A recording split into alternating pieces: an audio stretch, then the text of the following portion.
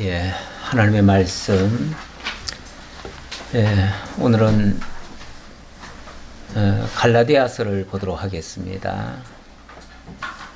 갈라디아서 3장 1절로부터 우리 다 같이 성경 찾으셔서 합독을 해보겠습니다.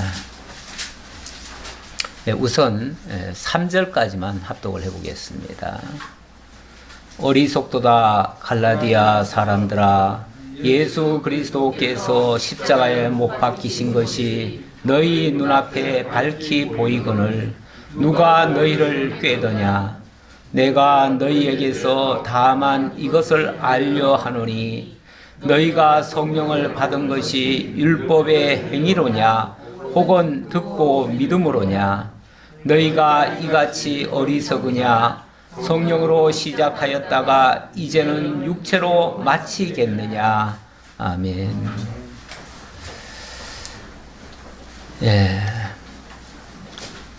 너희가 성령을 받은 것이 율법의 행위로냐 혹은 듣고 믿음으로냐?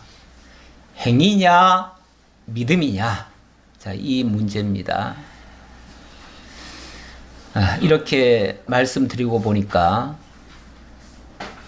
제가 청년 시절에 청년들과 함께 밤새 토론한 것이 생각이 납니다. 그때 한편에서는 로마서를 가지고 오직 믿음으로 구원을 받는다 이런 주장을 했었고, 또 한 팀에서는 아니다, 야고보서에 보니까 행위가 없는 믿음은 헛것이다, 그건 죽은 믿음이다, 그러니까 행위가 반드시 포함되어야 된다. 그래서 물론 구원은 믿음으로 받지만 행위가 없으면 그 구원은 온전한 구원이 될 수 없다, 이렇게 한창 그 입씨름을 했던 생각이 납니다. 그런데 이것이 아직까지도 명쾌하게 그리고 확정적으로 그렇게 확신을 갖고 믿는 사람들이 좀 적습니다. 이론적으로는 믿음으로 구원받는다 해놓고 현실에 와보면 행위 때문에 고민을 하고 고통을 느끼고 그것 때문에 사람을 정죄도 하고 많이 힘들어하는 그런 모습들을 많이 보게 됩니다. 오늘 종교개혁 제505주년 기념일입니다. 원래는 내일이죠. 원래는 내일입니다. 내일인데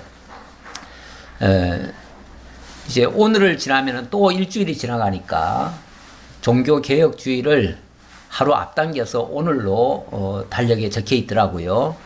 그래서 오늘 종교개혁 기념 예배를 드리려고 합니다. 그런데 뭐 세상 달력에는 사실 종교개혁이라고 하는 그 문구가 아마 없을 거예요.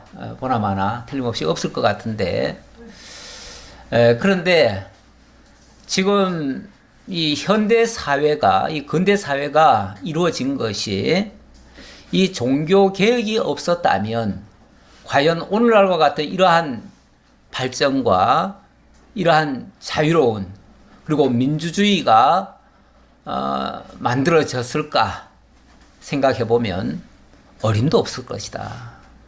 종교개혁이 아니었다면 우리는 아직까지도 옛날에 우리가 조선시대, 고려시대에 살았던 것처럼 여전히 왕을 모시고 왕의 명에 따라서 살기도 하고 죽기도 하고, 백성에게 요구되는 건 절대 복종뿐이고 남녀의 차별은 여전할 것이고 양반과 상민들의 차이도 여전할 것이고, 뭐 외국은 미리 발전했으니까 안 그럴 것이다.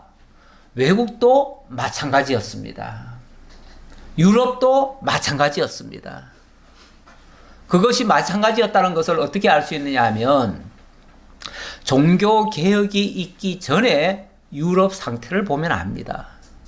종교개혁이 있기 전 유럽의 상태는 그 어느 나라와도 다를 것 없는 똑같은 그런 제국주의 치하에서 봉건 영주들에 의해서 지배를 받던, 나라는 있었지만 나라도 독자적인 자율권을 가지고 통치하는 그런 시대가 아니고 로마 제국의 통치를 받으면서 어쩌면 로마의 종로로 타는 그런 시대를 살았습니다. 왜냐하면 그 전 유럽을 다스리던 나라가 로마였고, 정복한 나라가 로마였고, 로마가 전 세계를 상대로 해서 왕을 세우기도 하고 폐하기도 하고, 그것이 나중에는 로마 황제가 하던 일을 나중에는 교황청이 그것을 다 받았죠. 교황이 이 정교를 같이 합쳐버렸어요. 그러니까 교정이라고 해야겠죠. 교가 앞서니까 교정 일체 시대를 만들어 가지고 교황이 전 세계에 왕들을 다 세우기도 하고 폐하기도 하고 모든 권력을 한 손에 다 쥐고 세상 정부까지도 좌지우지하던 그런 시대, 그런 시대가 어쩌면 나라에 왕이 있어가지고 그 왕이 한 나라를 자유권을 가지고 통치하던 시대보다도 더 엄혹하게 그렇게 다스리던 시절이 바로 중세였습니다. 중세 유럽이 우리보다 훨씬 더 깨어난 것 같았었지만 사실은 그때까지만 해도 더 깨어난 게 없었습니다. 여전히 그렇게 종속된 그런 곳에서 로마 교황청에 의해서 모든 삶의 전 영역이 지배를 받았었습니다. 세속정부라고 하는 것은요, 어쨌든 세속정부는 그래도 백성들이 어쩌면은 편안하게 살까, 또 잘 먹고 잘 살게 할까, 그걸 고민하면서 그렇게 하는 것이 세속정부들입니다. 그런데 이 교황청이 그 당시에 가지고 있던 그 사고는요, 자기들은 신의 대리자라고 하면서 모든 권세를 한 손에 다 짊어지고는, 그리고 세상 정부까지도 좌지우지하면서 백성들을 위한 정책을 하는 것이 아니고 자기들의 그 어떤 종교적인 그런 목적을 이루는 데만 초점을 맞췄었습니다. 그리고는 만약에 거기에 거부하는 자가 있다면 무자비하게 마녀 사냥식으로 잡아다가 죽이기도 하고 화형도 많이 시켰고요. 심지어는 뭐 마녀라는 게 특별한 게 아니에요. 교회 안 가고 한동안 오랫동안 교회 안 가면 그것도 마녀도 잡아요. 그래가지고 공개로 해가지고 마녀인지 아닌지 테스트를 하는데 몇 가지 테스트를 하지요.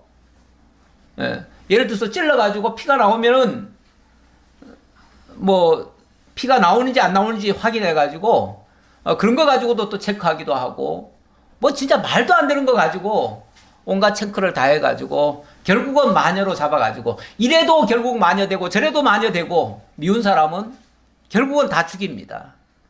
죽여도 단두대나 화형이나 이런 걸로 아주 무자비하게 죽이잖아요. 심지어는 심하게는 사지를 다 찢는 죽임도 있었어요. 이 무자비한 철권 통치가 세속 정부의 아주 악랄한 왕에 의해서 이루어지는 것이 아니고 교회의 이름으로 그렇게 했습니다. 그것도 신의 이름을 빙자해서 그렇게 했습니다. 하나님이 내리는 그 천벌처럼 그 무서운 그걸로 해서 그렇게 압제를 했었습니다. 얼마나 그 당시에 이 백성들이 정말 힘들었는지.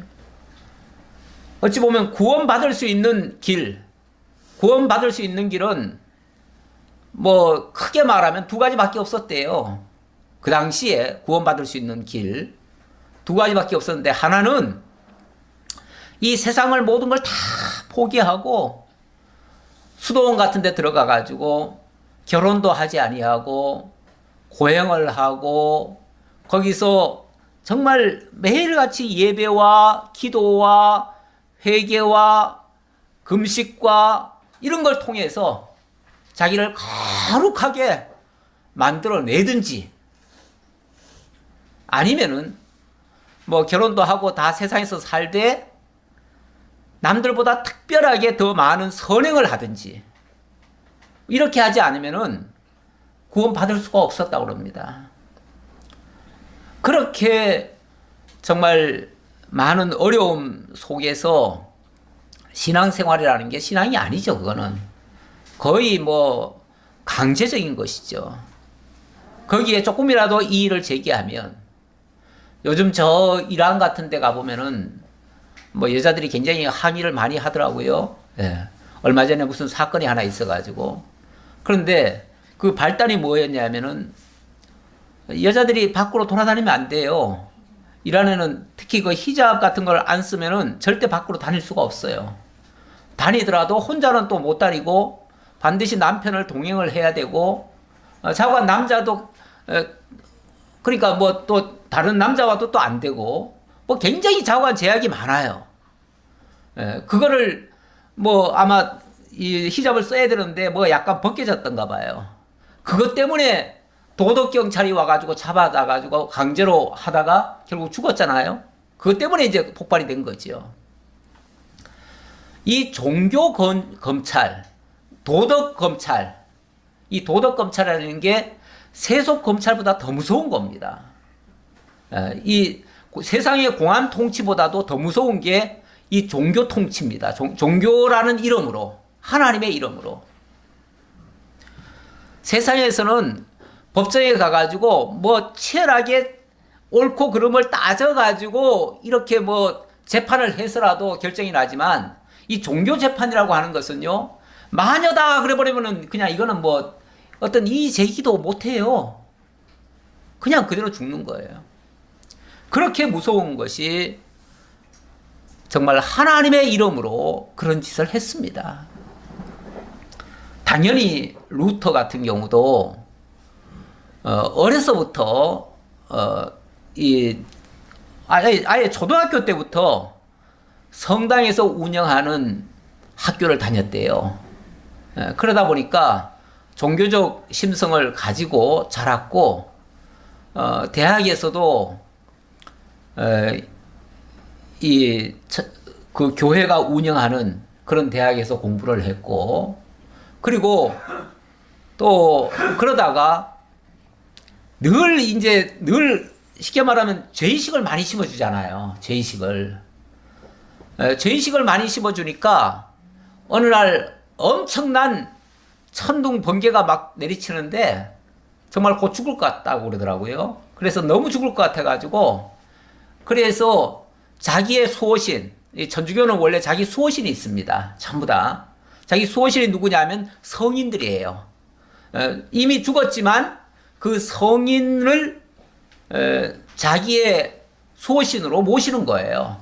그래서 천주교는 항상 보면은 모든 사람들이 자기의 그 영세명 같은 걸 따로 또 있기도 하죠. 그게 어찌 보면 자기 성인을 추앙하기 위해서예요. 그 성인이 자기를 지켜준다고 믿어요. 그런데 이 사람의 수호신은 뭐였냐면은 성모 마리아의 어머니가 안나거든요. 그 안나가 자기의 성인이었대요. 그런데 그 안나 성인한테 간절히 기도했대요. 하나님, 나를 살려만 주신다면 내가 하나님의 수도사가 되어서 하나님의 종이 되겠습니다. 하나님을 위해서 헌신하겠습니다. 이렇게 이제 소원을 했던 것이죠. 그래가지고 사제학교에 들어가서 사제가 됐고, 그리고 신학 박사가 됐고, 그 다음에 비텐베르그 대학에서 성경을 가르치는 교사도 되었습니다. 그러니까 신부 겸 대학 교수인 거죠. 그리고 수도원 한 10곳을 관리하는 그 관리사였습니다. 옛날에는 아무래도 목회자가 조금 귀하잖아요. 그러면 이제 넓은 지역을 감독을 합니다. 우리나라도 옛날에 그랬어요. 우리나라도 목회자가 적으니까 교회들을 보통 한 목회자가 한 곳을 이렇게 목회하는 것이 아니고 막 10개씩 이렇게도 목회를 합니다. 그러는데 이 루터도 10개의 그 수도회를 이 관리 감독하는 감독이었다고 그래요. 예. 그렇게 하면서 늘 성경을 가르치는데 이 성경을 가르치면서 늘 너무너무 고통스러웠대요. 성경을 가르치고 나면은 성경과 실제가 너무나 이게 이율배반적인 일들이 많이 일어나고 그리고 무엇보다도 자기 문제가 해결이 안 되는 거예요. 자기가 수도원 생활을 하는데 수도원 생활이라고 하는 것은 아침부터 저녁까지 예배와 이 정결케 하는 일과 그리고 회개하고 기도하고 이게 전부입니다. 하루 종일 합니다. 근데 아무리 회개를 하고 뭘 해도 젊어서 그렇겠죠. 아무래도 젊은 혈기도 있고 하니까 계속 욕정도 일어나고 이런 것들을 견디질 못하는 거예요. 회개를 분명히 했는데 또 일어나는 거야. 회개를 그 사람들은 회개한다는 게 뭐냐면 고해성사를 하거든요. 신부에게 가서 고해성사를 하는데 분명히 아침에 고해성사를 했는데 낮에 되면 또 죄가 드러나요. 스물스물 기어 올라와요. 그러니까 또 고해성사를 하고 또 기어 올라오면 또 고해성사를 하고 해도 끝이 없는 거예요. 너무 괴로우니까 이거를 금식도 해보고 자학도 해봅니다. 때로는 채찍을 가지고 자기 몸을 때리기도 합니다. 그랬는데도 안 없어져요. 이 죄라고 하는 게 그러니까 죄의 생각이죠. 자기가 뭘 저질렀다는 게 아니고 그 죄된 생각들이 올라온다는 거죠. 이거를 자기가 어떻게 제어를 할 수가 없는 거예요. 그러니까 매일같이 그 자기 스승되는 그 신부에게 가가지고 매일 고해성사를 하는 거예요. 너무너무 괴로우니까 해결이 안 되니까 나중에 그 스승도 지쳤잖아요. 너무 와서 맨날 그 고해성사 하니까 그 듣기 싫은 소리를 매일같이 와서 고해성사를 하니까 야, 너 그러지 말고 너 이 문제 근본적으로 해결하려면은 로마를 한번 갔다 와라. 이 사람은 원래 저 독일 작센에서 살던 사람이에요. 독일 사람이에요. 너 로마를 한번 갔다 와라. 로마 가면 거기 교황도 있고 그 교황청에 있는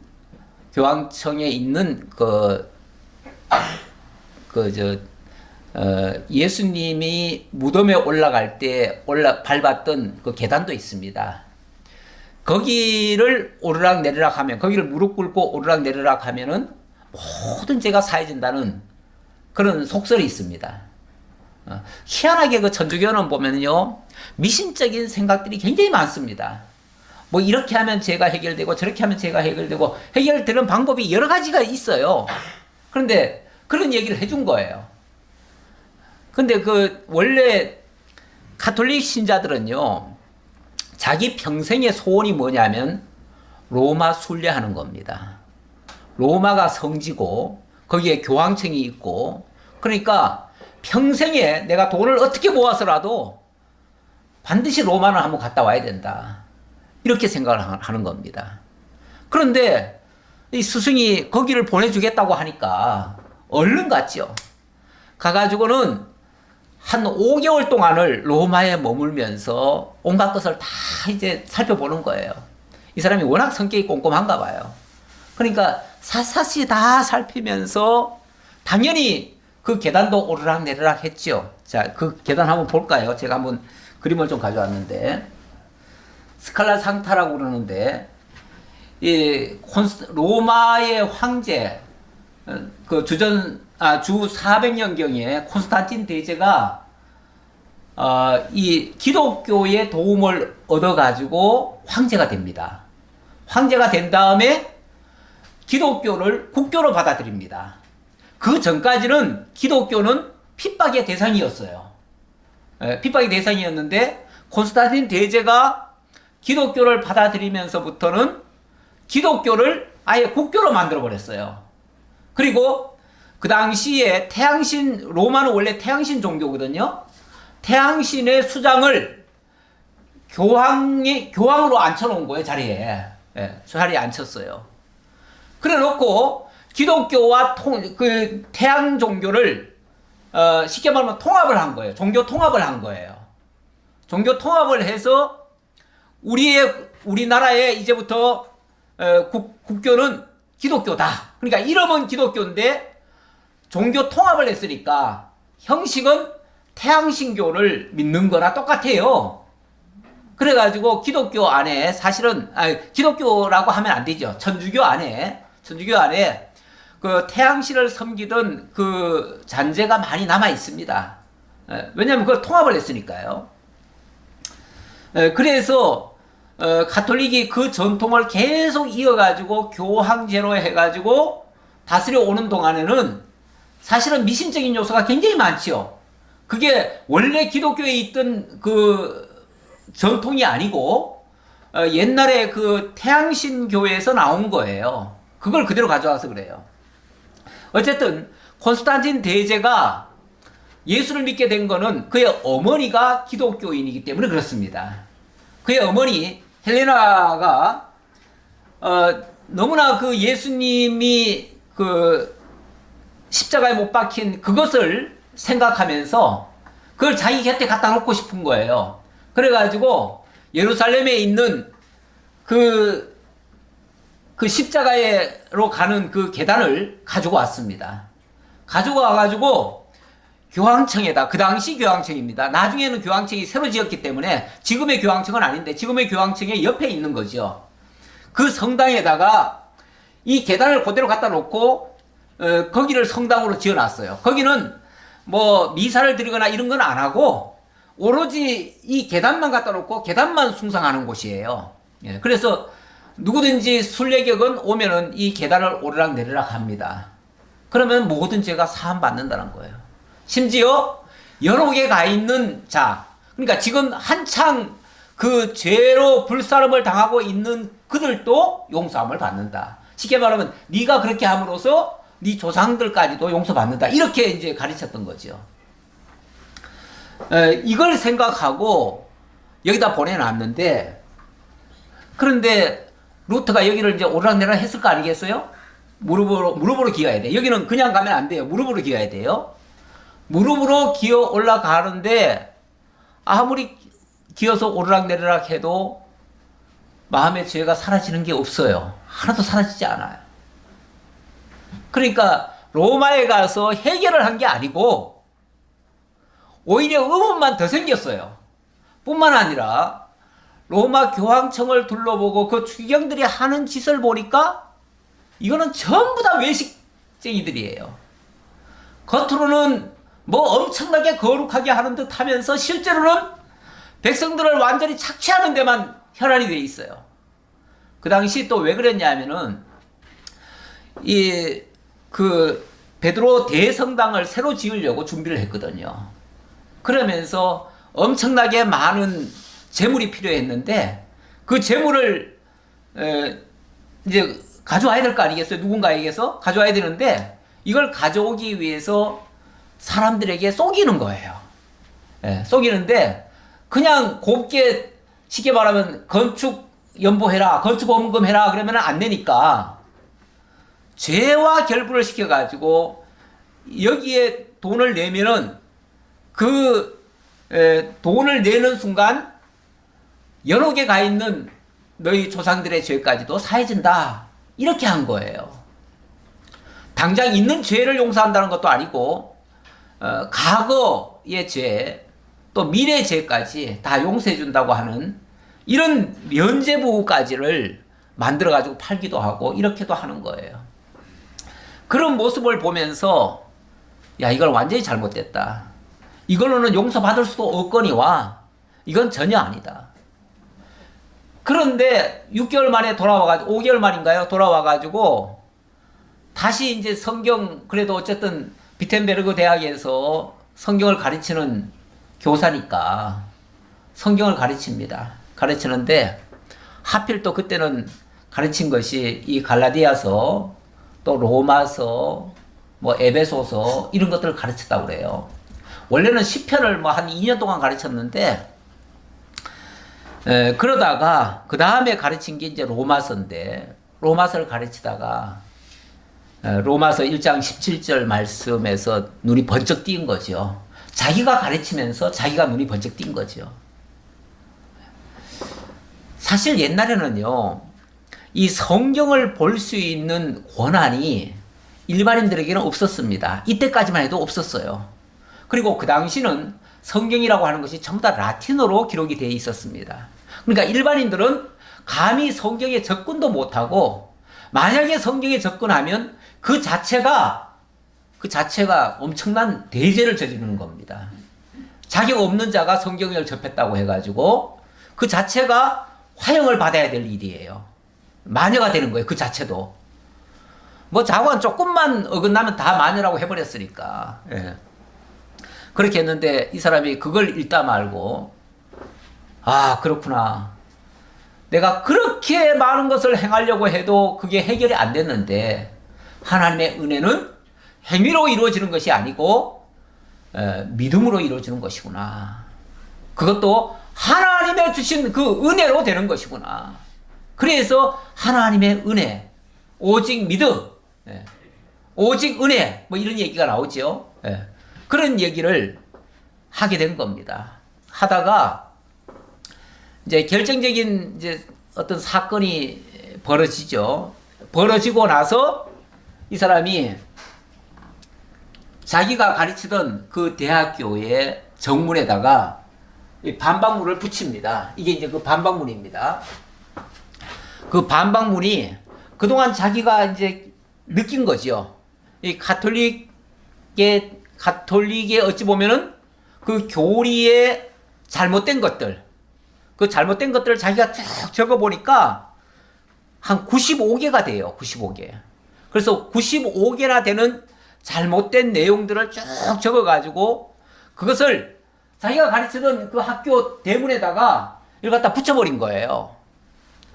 뭐 다른 뜻은 없어. 이 사람이 무슨 뭐 내가 종교 개혁을 해야 되겠다, 내가 뭐 무슨 혁명을 해야 되겠다 이런 생각을 하고 한 게 아니고, 자기는 순수한 의도에서 그냥 이걸 붙인 거예요. 왜냐하면 이걸 붙이면은 누군가 볼 것이고, 보면은 문제가 일단 제기되는 거니까 거기에 대해서 심사숙고할 것이고, 만약에 잘못된 게 있으면은 고쳐줄 것이라고 생각하는, 어찌 보면 참 단순한 생각이죠.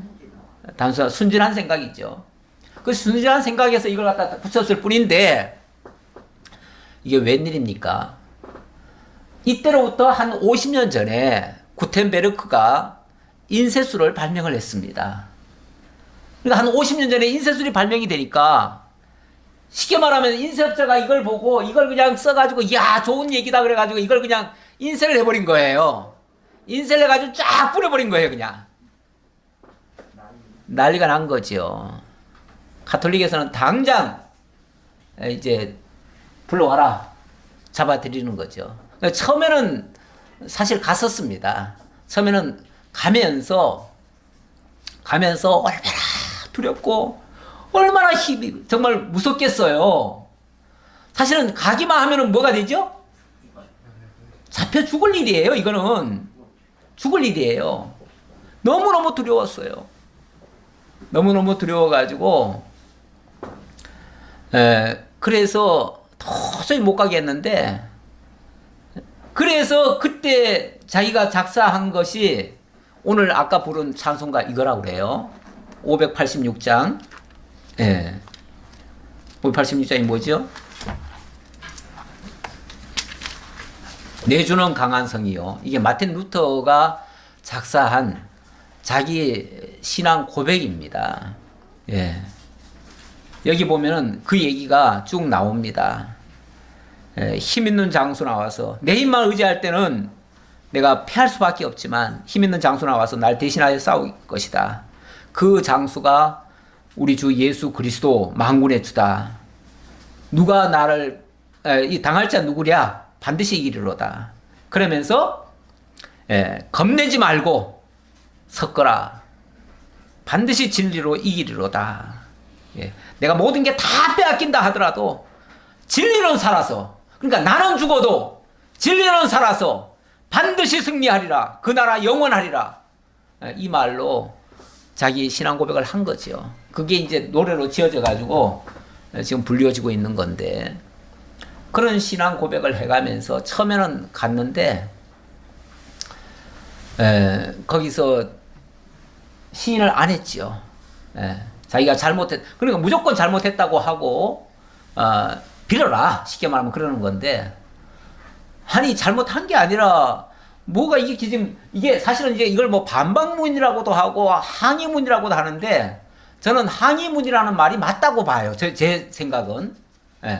반박문이라고 하면 그쪽에서 뭔가를 얘기를 했는데 거기에 대한 반박이잖아요. 거기에 대한 반박이 아니고 이 사람이 문제를 제기한 거잖아요. 항의를 한 거죠. 항의를 했어요. 그러면서 문제 제기죠. 그러니까 문제 제기. 문제 제기를 했을 뿐인데 거기에 대해서 해명하면 되는 건데, 해명을 하는 게 아니라 결국은 다 불태워버려라. 그러면서 이제 그 교황청으로 이제 불러들였어요. 교황청으로. 그래서 교황이 직접 교서를 내렸어요. 교황청으로 들어와라. 그런데 사실 그 전에도 이런 일이 가끔은 있었거든요. 다른 사람에 의해서. 그래서 어떤 사람은 보증서까지 다 보내줍니다. 이 교황이 출도 명령을 내릴 때 왕이 특별히 이 사람의 신변을 다 보호하겠다고 하는 그 보증서까지 다 줍니다. 그래서 그거 들고 가면은 안전할 거라고 믿고 갔던 사람들이 가서 다 죽어버렸어요. 체포돼가지고. 현장에 가서는 다 죽어버렸거든요. 그러니까 루터는 그걸 뻔히 알면서 갈 수는 없잖아요. 그러니까 아예 그 교서를 그냥 그 대학교 앞에 와가지고, 자기가 붙였던 그 앞에 와가지고 그 교서를 그냥 불태워버렸어요. 정면으로, 그때부터는 정면으로 이제 싸우게 되는 거죠. 물론 자기 혼자로서는 도저히 안 되죠. 안 되는데, 어쨌든 그 당시에 너무나 이 교황이 각 지역마다, 각 나라들마다 왕들도 자기 마음대로 세웠잖아요. 추기경도 마음대로 세우고, 막 이렇게 하고, 독일 같은 데는 특히 하이니 4세인가요? 그 왕은 교황이 그 왕을 세워주지를 않아요. 당연히 받아야 되는데 세워주지를 않아요. 그래가지고 나중에는 정말 무릎을 꿇고 그 눈 덮인 그 알프스 산을 맨발로 걸어가지고, 그래서 싹싹 빌었다고 그러잖아요. 그래서 그 발가락으로 왕관을 씌워줬다고 그래요. 그만큼 모욕적으로 하기도 했어요, 교황이. 그리고 이 당시에요, 사실 천주교 내부가 너무너무 사실은 안 좋았어요. 얼마나 안 좋았는지 그 당시의 모습을 보면요, 이렇습니다. 그 당시 교황이 한 사람도 아닙니다. 한 사람도 아니고 로마와 아비뇽에서, 아비뇽은 프랑스인데요, 그러니까 교황이 프랑스로 도망을 갔고, 그러니까 또 로마에서 다시 또 교황이 나왔죠. 근데 이 두 교황이 서로 싸웁니다. 서로 싸워요. 교황이 둘이가 돼가지고 서로 싸우니까 추기경들이 모여가지고 둘 다 이거 다 해임하고 우리 새로 뽑자 그래가지고 또 한 명을 뽑았어요. 그랬더니 교황이 3명이 돼버렸잖아요. 아니 하나님의 적통으로 하나님의 특별한 임명을 받아가지고 하나님의 신의 대리자가 된 사람이 어떻게 셋이나 될 수 있습니까? 이 말이 안 되는 얘기죠. 그리고 그 당시에 성직 매매가 너무 많았습니다. 다시 말하면 돈만 내면은 성직을 주는 거예요. 그런 일도 많았고, 그리고 그 당시에 또 흑사병이 생겼어요. 하필이면 이 흑사병이 생겨가지고 유럽 인구의 3분의 2가 죽었어요. 지금 요즘 코로나 이것도 만약에 약이 제대로 개발 안 되고 했으면요, 이 흑사병처럼 죽었을 거예요. 그런데 3분의 2나 죽으니까, 옛날부터 왜 국가에 어려운 일이 발생하면 왕이 부덕해가지고 이런 일이 발생한다, 이렇게 생각하잖아요. 그래가지고 왕에 대한 굉장한 그런 거부감이 생기는데 교황의 죄에 대한 하나님의 심판이라고 사람들이 생각하기 시작한 거예요. 왜냐하면 교황들이 제대로 안 하니까, 막 엉터리로 하니까. 그리고 100년 전쟁이라고 하는 게 있었어요. 100년 동안 전쟁이 일어났었어요. 그것 때문에 이 황제와 교황 사이에, 각 나라의 황제와 교황 사이에 알력들이 너무 심해버린 거예요. 다시 말하면 교황도 황제들을 못 믿는 거예요, 이제. 그리고 황제들도 더 이상 우리가 왜 저 교황에게 이렇게 굴복을 해야 되느냐. 그러면서 계속해서 그 힘겨루기가 있었던 거예요. 그 하인리 4세의 그런 행위도 어찌 보면 그런 힘겨루기의 하나였어요. 그리고 결정적인 사건은 이제 결국은 성 베드로 건축할 때에 그 면제부 판 거였죠. 뭐든지 사전 배경이라는 게 있고 결정적인 한 순간이 있죠. 그 결정적인 순간은 이거였죠. 이것 때문에 이걸 근거로 해가지고 95개조 그 항의문을 쓴 거예요. 물론 거기 95개조 항의서에는 여러 가지가 다 있죠. 다 있는데 어쨌든 이런 것들이 주된 그 원인이었다 그 말이죠. 이러니 백성들도 사실은 아주 한멸을 느끼는 거죠. 한멸을. 그런데 제대로 된 한별을 할 수가 없어요. 한별만 하면은 이거 뭐 마녀로 잡혀가지고 다 죽으니까.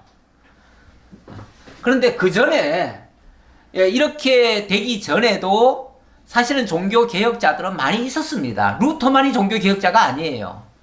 그 전에 영국에서는 존 위클리프라는 사람, 그리고 체코에서는 얀 후스라는 사람, 프라하에는 제롬이라는 사람, 이런 사람들이 종교 개혁을 먼저 했습니다. 했는데 이 사람들은 안타깝게도 다 죽임 당했어요. 다 화형당하고 그렇게 됐습니다. 심하게는요, 죽은 사람, 먼저 죽은 사람, 그러니까 곱게 죽게 내버려 둔 사람 있잖아요. 그런 사람의 무덤을 파가지고 그 뼈를 다 화형을 시켜가지고 그것을 강에다가 또 다시 뿌리는, 그러니까 그걸 부감 참시라고 그러죠. 부감 참시까지도 했었어요. 이러다가 이제 루터는 어찌 보면은 이렇게 많은 종교 개혁자들이 있었는데 그 중에 성공한 케이스지요. 루터도 마찬가지로 성공을 만약 못했다면 똑같이 죽고 끝나는 겁니다. 이렇게 루터가 성공을 하고 나니까 여기에 대한 것을 가지고 이거를 이제 본격적으로 제대로 정립을 하는 겁니다. 이 개혁교회로 모든 신학의 체계를 새롭게 만드는 겁니다. 과거의 가톨릭의 전통은 그대로 받을 수가 없어요. 이게 지도자 한 사람 바뀌어서 되는 게 아니에요. 왜냐하면 모든 기독교 근본 교리가 다 달라요. 너무 달라요. 너무 성경에서 너무 빗나가 있어요. 그럴 수밖에 없는 게 이게 순수한 기독교가 그대로 전승이 되어 온 게 아니고 로마의 그 태양교가 같이 합세를 하는 바람에 태양교의 그 유물들이 많이 들어온 거예요. 그래가지고 순수 기독교가 아니다 보니까 성경으로 다시 돌아가자. 그래서 성경 얘기하는 거예요. 종교개혁자들이 루터가 제일 먼저 한 일이 뭐냐면은 그 당시까지 라틴어로 기록돼가지고 아무도 볼 수 없었던 거.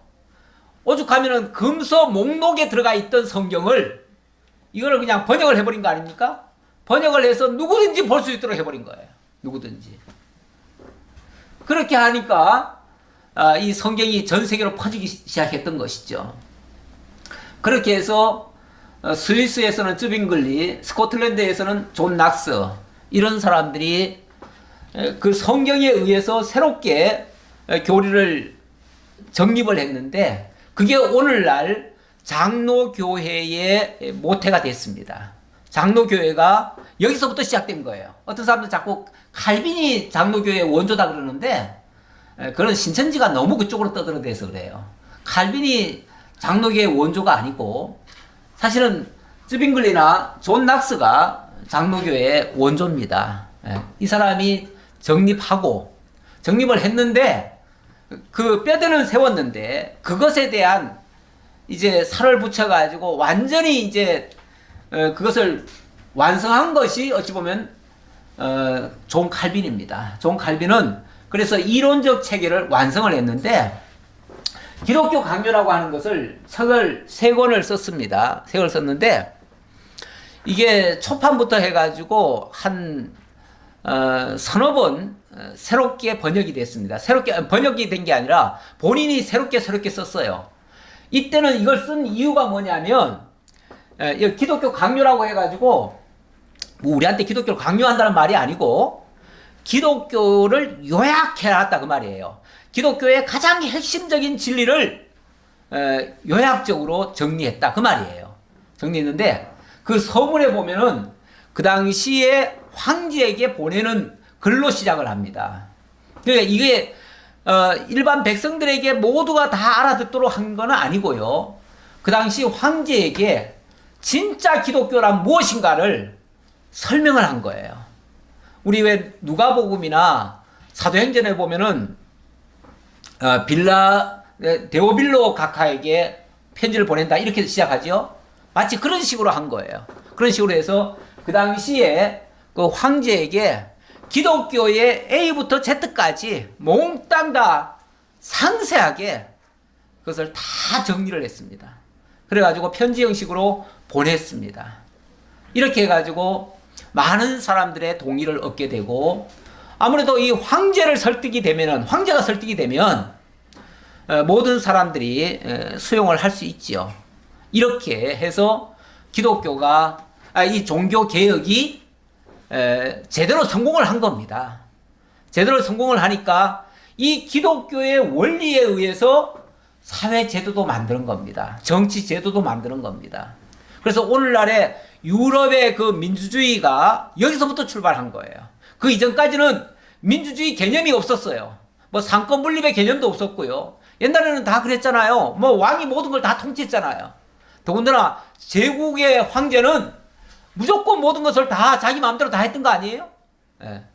심지어는 종교까지도 다 기독교 믿어라 그러니까 전 세계의 사람이 그 당시 유럽의 전 세계 로마치아에 있던 사람들은 전부 다 기독교를 믿어야 되는 거 아니에요? 그런데 물론 그 기독교가 진짜 기독교는 아니에요. 가짜 기독교지만 어쨌든 강제적으로 모든 사람이 믿어야 돼요. 안 믿으면 다 마녀되는 거예요. 다 죽는 거예요. 오늘날에 저 이란이나 사우디 같은 데 보면은 거기는 국교가 그 이슬람교 아닙니까? 그래서 이슬람교 외에 다른 종교를 믿으면 무조건 다 죽는 거 아니에요? 그거나 똑같아요. 그런 식의 했어요. 그러니까 그 당시 얼마나 힘들게 살았는가를 생각해 보시려면 오늘날 저 이란이나 사우디에서 그 사람들이 어떻게 지금 살고 있는가 그거 보시면 알아요. 그 모습이 그 모습이에요. 그렇게 살았어요. 예. 그러니 그때 무슨 신분의 차이가 얼마나 많습니까? 그런 사회는 신분 차이가 엄청 많습니다. 남녀 차별이 엄청 심하고요. 그리고 대다수의 사람들은 그 뭐 공자이니 뭐 무슨 뭐 어떤 지위에 올라간 사람들 빼고는요 몽땅 다 종 같은 삶을 살았던 거예요. 예. 그런 사람들이 이 기독교 정신에 의해서 그야말로 사람 위에 사람 없고 사람 아래 사람 없고 하나님이 모든 사람을 동등하게 지어주셨고 모두가 다 정말 하나님의 자녀로 삼아주셨고 또 남녀의 차이도 하나님은 동등하게 여기셨다고 말씀하시고 이렇게 다 모든 걸 바꾼 거 아닙니까? 다 바꾼 거예요. 이래가지고 오늘날의 민주주의, 이 사회제도도 민주주의로 바뀌었고 물론 거기에 종교의 자유까지도 주었지요. 옛날에는 종교의 자유가 없었잖아요. 그런데 종교의 자유까지도 주고 심지어는 하나님을 안 믿더라도 인정을 해주고 그것마저도 허용을 하고 그렇게 해서 어쨌든 오늘날의 이 자유를 우리가 얻게 된 겁니다. 우리 예수님께서도 진리를 알지니 진리가 너희를 자유롭게 하리라 그랬는데 우리를 하나님께서 모든 사람들을 그 억압 속에서 자유로 인도해 주신 겁니다. 이번에 뭐 대통령이 무슨 연설을 하실 때마다 맨날 그 자유 얘기를 많이 하시죠? 예, 이 자유는 기독교에서 나온 겁니다. 기독교 아니면요, 자유도 없어요. 정말 하나님을 알지 못하면은 자유가 없습니다. 자유도 없어요. 우리 자유가 얼마나 소중한 것인가 다시 한번 생각해 볼 수 있는데요. 제가 오늘 좀 서론적인 얘기를 하다 보니 오늘 본문 해석은 못 해드렸습니다. 못 해드렸는데 조금만 쉬시고요. 제가 길게는 하지 않겠습니다.